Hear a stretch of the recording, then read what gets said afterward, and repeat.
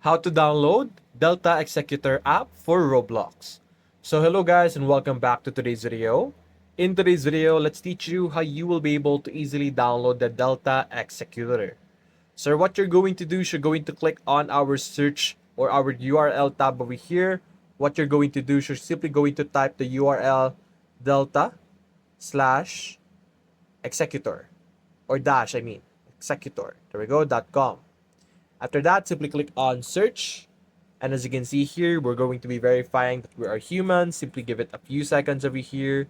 And over here, as you can see, we have different options. We have Android, iOS, Windows, or key. Simply select Android option over here. And simply scroll down. And simply click on your download Delta Executor files over here.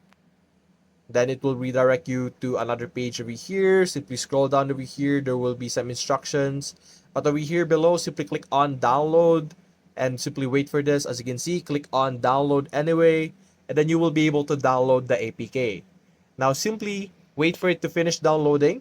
And you will be able to simply install that app into your mobile device and play with your different Roblox games. So that's basically it guys. If you enjoyed this video, leave a like and subscribe. Thanks for watching.